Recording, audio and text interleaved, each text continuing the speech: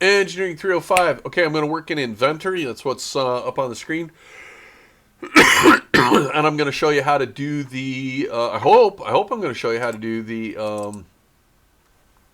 FEA and get the right boundary conditions on it, which can be difficult to set. So I'm starting a new part. We'll get going. You get to wait along with me. Oh, look, not responding. Huh. Wonder if that's because my graphics card's turns off and this thing's slower than a... Duh. Anyway. Alright. Origin. I'm just drawing the yardstick. Shouldn't be surprised by any of this. Origin. XY plane, so I'm going to extrude it in the Z. No, I want to draw it in the... I want to extrude it in the X, so I'm going to go in the YZ plane. Right click on that. New sketch. And that should give me the sketch menu, rectangle. If you watch the other video, you know I guessed on the dimensions, but I think I'm pretty good. This is about 150 thousandths. It's actually about 5/32 of an inch. And I think this is about inch and an eighth, but I'm not 100% sure. Then I'm going to extrude that 36 inches. Who's that clip trap trapping up my stairs? Are you in a class? Yeah, teaching. I'm doing a video. Hold on a sec. You don't. Oh, wait. All right, sorry, lots of commotion. In fact, I was cold and blah, so, yeah. Anyway, got sweatshirt on. All right, got my yardstick. Oh, man. And I got to put on my little load pad. So I need a sketch from the top. New sketch. And I'm going to put a little rectangular cut. Like that. Nope, like that. I'm going to push the other button. I'm going to make it about 1/8 of an inch wide.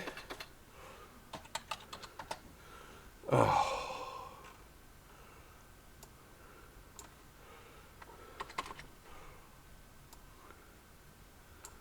Got to do that. And then I'm going to... actually, I'm going to make it 1/4 of an inch wide. And why am I making it 1/4 of an inch wide? Because I can't subtract 0.063. See, because what I'm going to do is put a dimension from here. I guess I could have done it because I could have made this thing do the math. This is 18 minus 0.125. Now that's centered. That's centered right on the middle of that. Yeah, you got it, right? Okay. That, and I'm going to do an extrude. And I'm going to do a Boolean cut. And I'm going to go a distance of 0.002. Edit feature. 0.002. Okay. There's my little tiny, that's my little load pad. Now I got to flip this thing over. And right click, new sketch. I just don't know the software like I know SolidWorks. I mean, I shouldn't be surprised. I have so many problems with just maneuverability. And I'm just going to put a little load pad. This is my foundation pad on the bottom. And I'm just going to give those 1/8 inch dimensions. Right? Anything I give that bigger than 0 creates its own little error. So,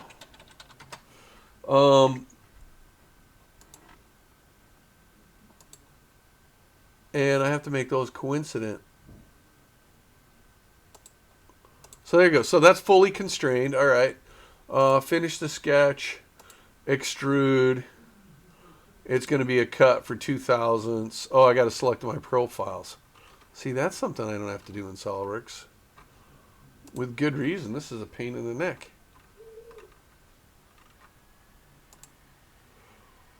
Okay. So there's something I did wrong. Yeah, I didn't go all the way down to the bottom of that corner. I didn't get my corner on either of those. So I'm going to edit the sketch. You remember I had to put that constraint in. Well, I got to put this constraint in too. That and that are coincident. Now it knows where it is. Okay, so that's my bottom side. And if I hold the shift key, I can rotate it around. There's top side, great. I'm going to save that because I don't want to remake this. So, yardstick. And I got to put that in my Calvin directory. Oh, how about documents? Calvin. Yeah, good. 305 even. Yardstick, look at that. Okay. All right, let's start our analysis. Stress analysis. I got a soda too while I got my sweatshirt and said hi to my wife and talked to my son.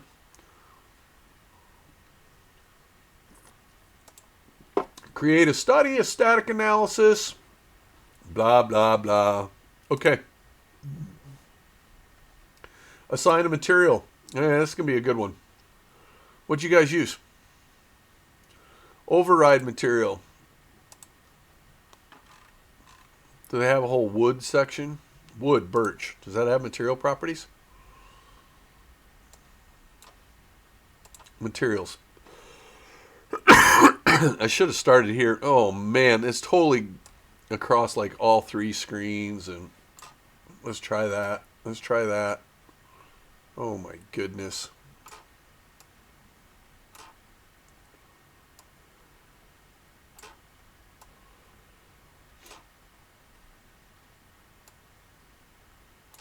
All right.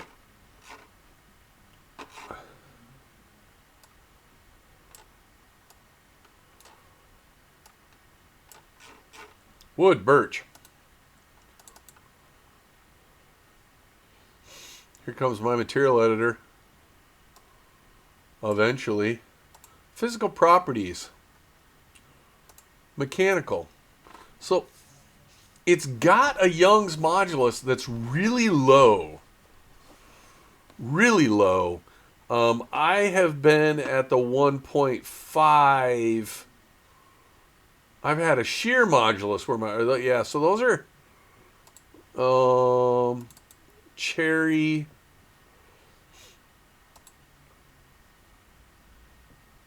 Yeah, that's low too. It's actually about the same. I wonder if they just ran with common properties on all this stuff. Anyway, all right. Well, let's just grab cherry because it looks good. Apply. Why won't it apply? Well, I don't know. But let's go back. I'm going to go, instead of wood birch, I'm going wood cherry. Okay. One or more documents set to material style with insufficient values. Yeah, I want to accept and see. I don't know what that error is. I don't understand that. I might. Let me go back. File, iProperties, physical, material, cherry, update. Somewhere there's a save, and it probably is off the bottom of my screen. Apply, close. Now let's get back to the stress analysis. Material cherry, wood cherry, wood cherry. Yep. Okay, good.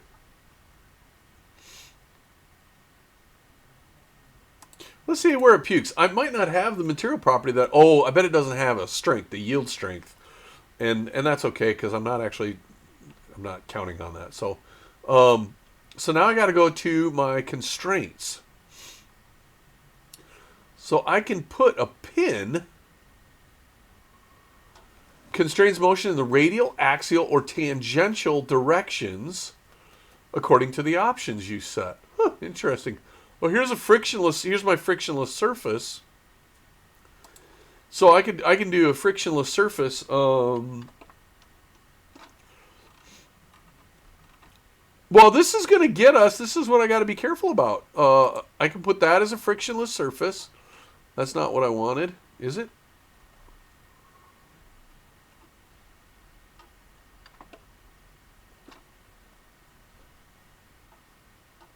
Oh, maybe I'm not looking at it quite right. Yeah, that's my... Why won't it grab that surface?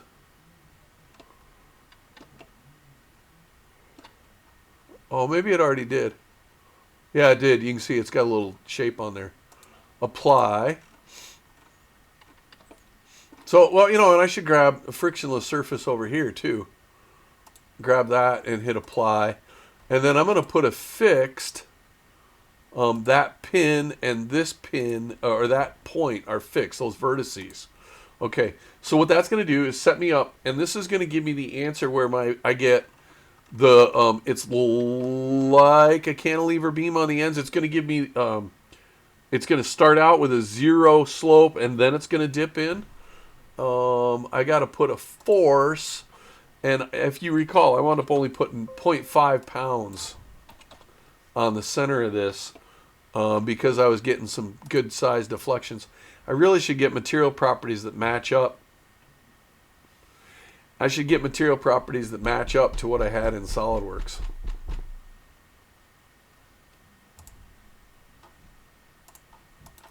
Bats. Okay, I'm going to pause. I'm going to go find my material properties. I'm going to copy them over, and we're giving them blah, blah, blah, blah. And I'll show you when I get going, but I got to go get the material properties. And to do that, I got to fire up SolidWorks. So hold on. So if you recall on the other video, I had a wood plank that was from some work I had done with innovative resin technology. So this was a custom material that I had made. So I just opened that up. I grabbed those, and then I used the snipping screen. I used the snipping tool to go copy that, and now I can just minimize SolidWorks, just jump right back in here to Inventor, and start working on my material stuff. I'm going to click the materials button, and I'm going to create a material, and I forgot exactly how to do that. But let's click on the wood cherry.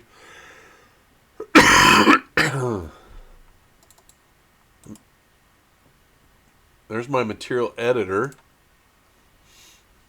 And I'm just going to change the name because that's probably the start.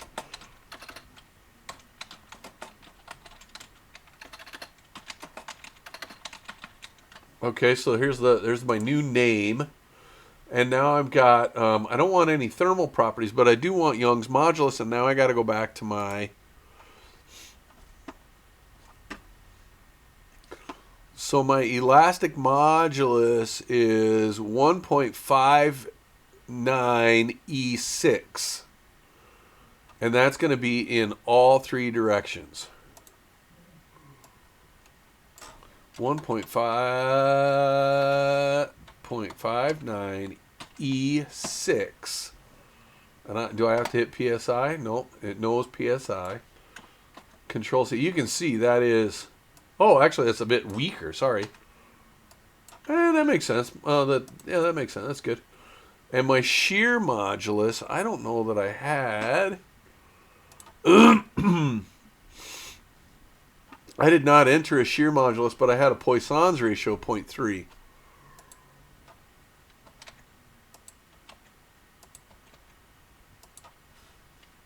And let's see, it might not like this very much. Oh, did it calculate that?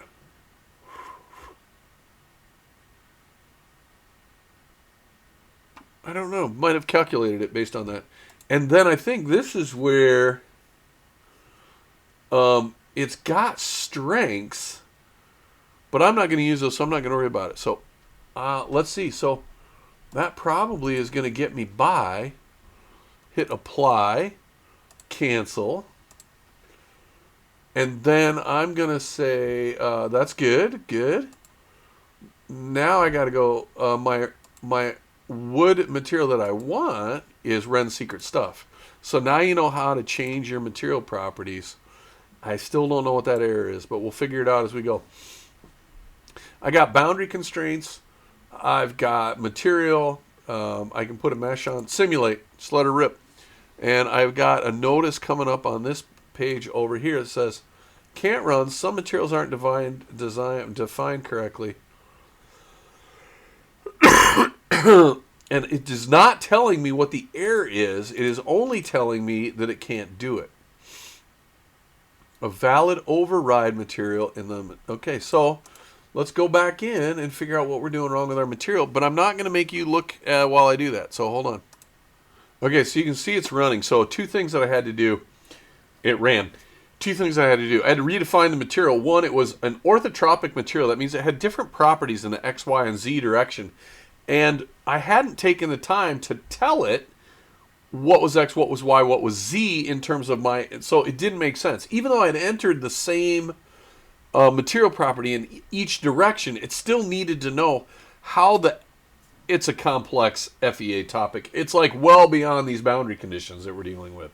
But anyway, so I got that fixed. This is now in inches, and so maybe we don't want that. Maybe can we define, no, I really want that in millimeters, but that's okay. We'll do the math in our head. So this is, if I look at it from here, this end, you can see I've got zero slope, and then I go down, and I'm symmetric, and so my maximum deflection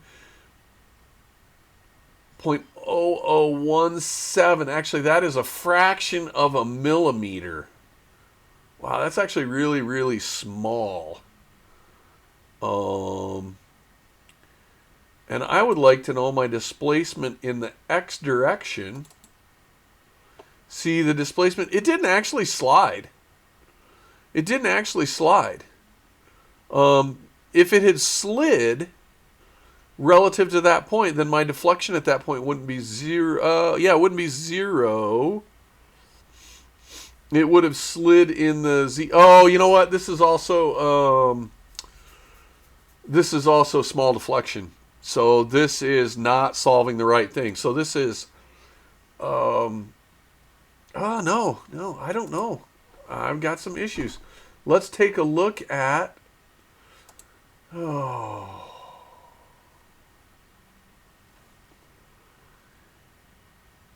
So I'm going to have to start sorting through all these solving options, and that's okay.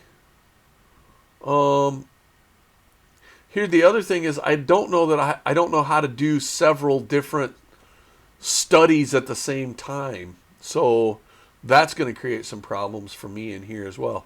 But I'm going to start playing around with that. So that was one, and I got displacement in the Y direction of 0.01785. That is, well, let's get the calculator out. See, normally I share my other screen with you, so you don't get to see this. 0.01785 times 25.4, right?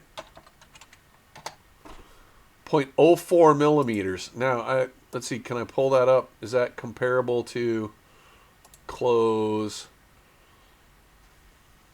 Well, I don't need to do that either. String. Here's my deflection plot. That says 5 millimeters. And that's, I think this is, oh, no. These are on the rollers. These are on floating ends now. Sorry, this is the floating end problem, I think.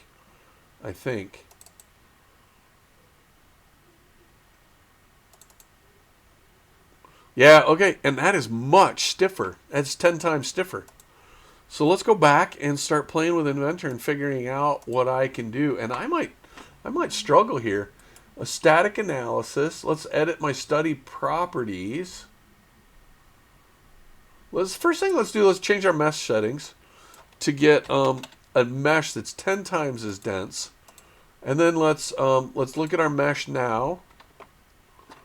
Okay, and then let's run it again. And it's going to take a little bit longer. But let's see if I get any better answers. So 0.001795. Oh, there's my answer, and that's my answer. And so, okay, so that didn't help. So mesh settings. So let's go back to the course because it'll be a little faster. Oh, 0.0. I'm going to go somewhere in the middle, actually. Now let's look at our study properties. Rigid body modes. It's not a modal analysis, it's a static.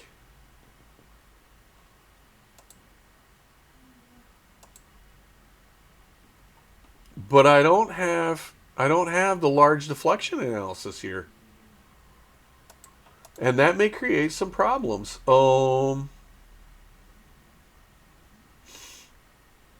And I was actually kind of surprised at how large the deflections were in the SolidWorks. I don't have a chance to control that. So anyway, I'm kind of stumped on how I'm going to get you the answer that I want to get you. I am going to get rid of these. I'm going to start changing my constraints though. I'm going to get rid of that.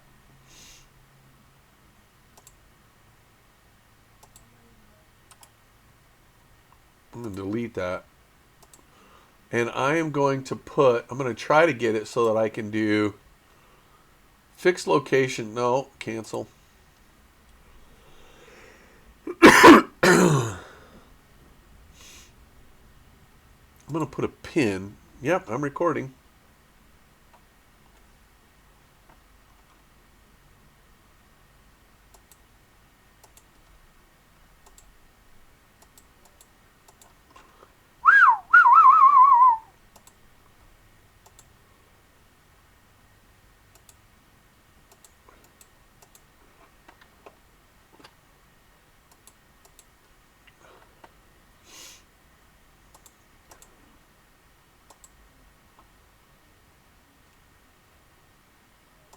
All right, I'm struggling. I'm coming back to you. All right, so I'm struggling on some things and got it going on others. Here's what I got. Let me delete my constraints for you. Oh, can I just delete them all at once? Nope. Shift, Control. Nope, don't even bother doing that. Just delete. Delete. All right. So here's what we do. We're going to look at this edge, and we want to set this so that it doesn't move in Y. It's allowed to move in X. It can slide in and out. Well, actually, no, let's not allow it to move in X. We'll have one end that's fixed, and then everything can move relative to that. And then I guess it shouldn't move in Z either. So we're going to pick fixed, and then we have to pick, oh, see, I already did it. You have to push these arrows. And then I have to say use the vector components. So don't let that line, I guess, if I don't even do the vector components, if I just say that edge is fixed, it should allow that to go back and forth. So I'll say okay. And then, and this is different than what I just did. So, and then I'm going to do it again. I'm going to put a fixed constraint on that edge.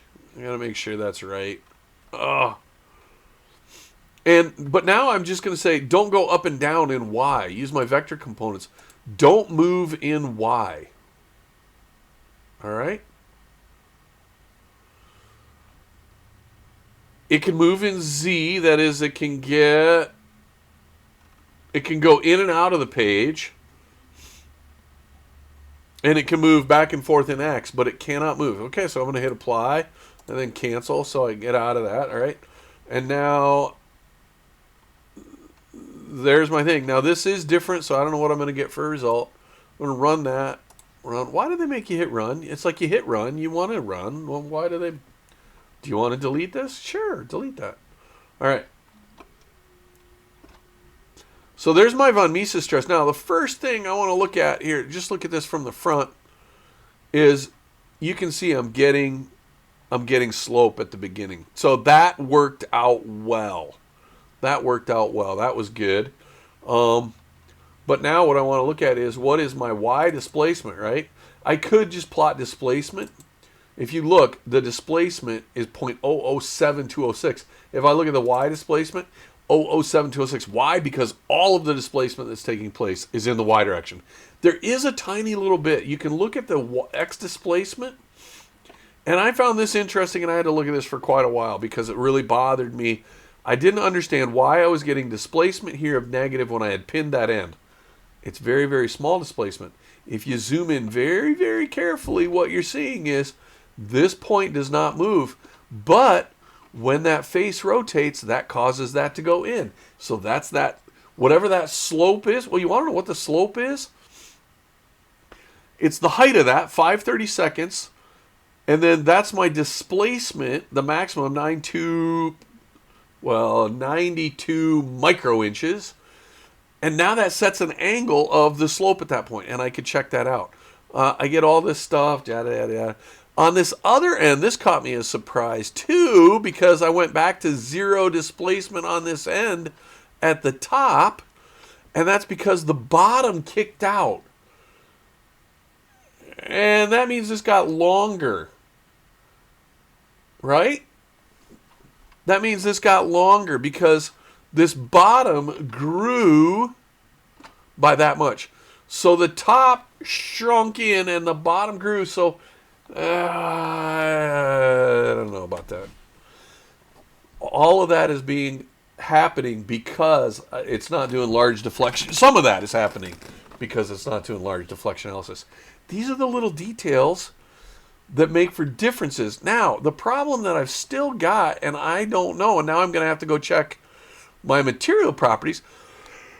And now you've created a much bigger mess by making me do this, because if I look at the Y deflection here, it is 0.0072 inches. That is like 1.75 millimeters.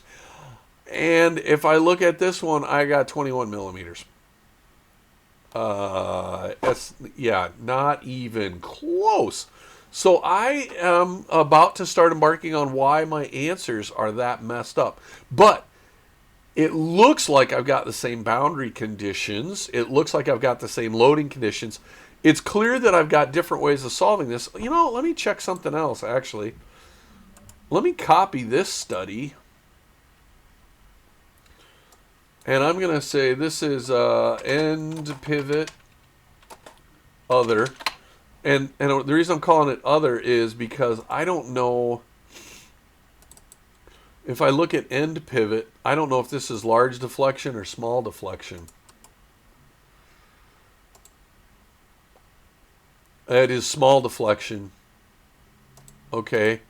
And so I'm going to look at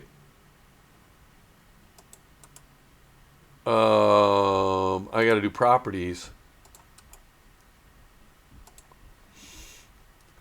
Large deflection. This is probably going to get, I don't know, should get worse.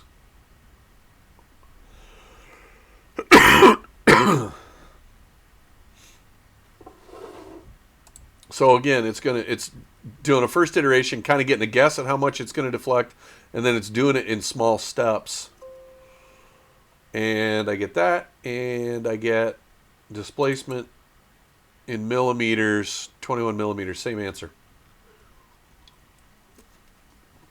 Okay.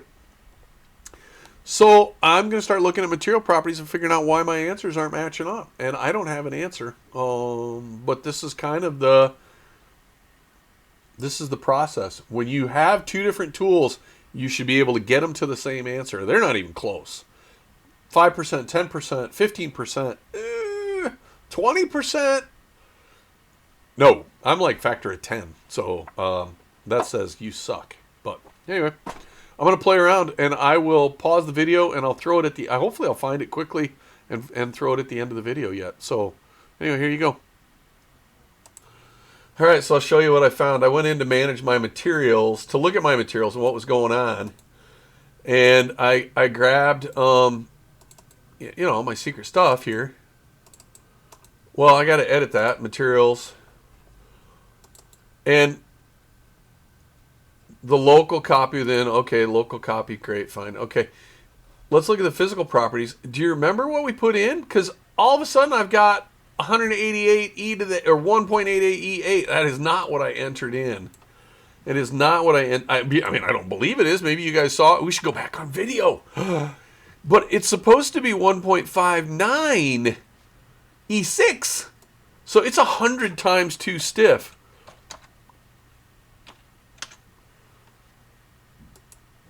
And then the shear modulus, I calculated. The reason I stumbled on that is like, well, maybe it's the shear modulus. So I calculated, here's my Young's modulus, my Poisson's ratio. I calculated, I know I should use the calculator, but I don't like it. So 0.6 E6, and so that's 0.6 E5. And now I'm going to hit OK, and it's going to save and close the dialog. Okay, now I don't trust it, honestly.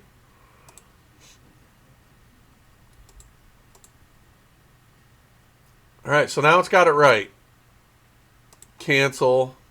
Save that. Did I check that? Because it says it has multiple.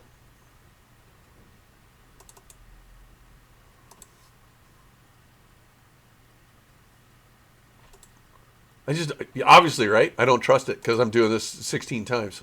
All right. Oh, look at that. And the wood it's using is cherry.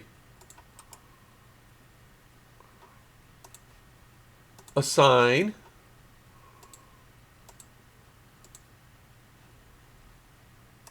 Oh, that's because that's in the other. Yeah. Okay, this should be fine.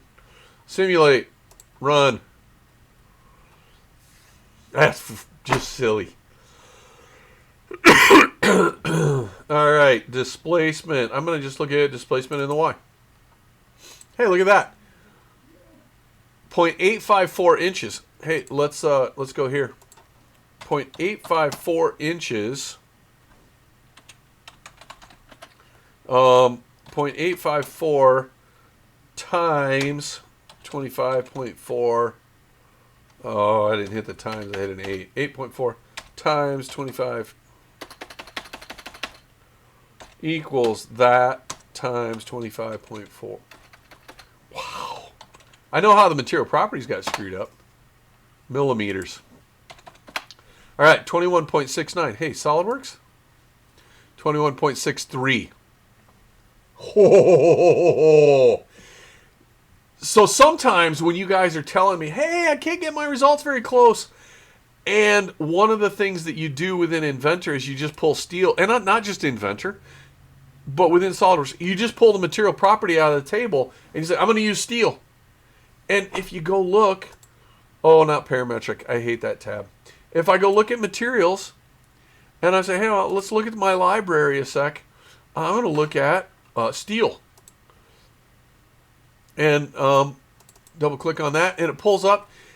And you probably used a Young's modulus of 30E6, and this has 3.04. So that's already like 2% different. 1.5% different, 2% different. Right there, you're starting to introduce errors and differences. You can just go reset that. We can create a new material called AAA Steel Ren Secret Stuff and get the right material properties so that it is 30E6 and it matches up with the calculations that I do. But now I've got my two codes to agree, so those are working right. So now does that work out? You know, I'm going to throw in the PL cubed over 3EI. I'm going to do that just to kind of satisfy my own head on this a sec. So I'm going to jump to Excel. All right, so here's my spreadsheet. Woo, look at that. I'll zoom in. P, half a pound. L, 36 inches. E, 1.59. That is what I typed in, so I know that's correct. Base, 1.125. I don't know that this matches up with what the real yardstick is, but this is what's in my head for the real dimensions. And then I calculated an I, and I got a deflection of 0.858 inches. Now, I'm going to go to this version because this was in inches, and I am off in the third decimal place. I'm off by 4 parts out of 854. So 4 divided by 854, I got to put it in equals there. 4 divided by 854, and I am off by 0.5% between hand calcs and FEA. 0.5%. And I'll tell you why that is, too. Part of it, some of it. One, my height at key places in the model, this actually shifts to 154 tall because I shaved it by 0.02 of an inch. And if you look at what 0.02 of an inch does, it goes from 8.58 inches to 8.9 something inches. All right, so only in a couple spots by doing that, I've probably changed my answer. Now, you say that my deflection gets bigger when I go to a thinner material. I'm 8.58. Let's go back to my answer. 8.54. Oh, I over-predicted anyway. No, that's it. Yeah, this has got less deflection. Yeah, okay. I thought I even had an explanation for why I was off by 0.5%. That's the kind of... You can get this stuff to match up to the hand calcs because actually they're derived the same way. That's what... Now, there are some differences. Sometimes they put in lateral stiffness. Sometimes they put in... But you can do very, very well in getting these things to match up. So, in general, you're going to make some assumptions to make your answer a little bit coarser than they will. But there are places where you ask the wrong question in the software and get a different answer.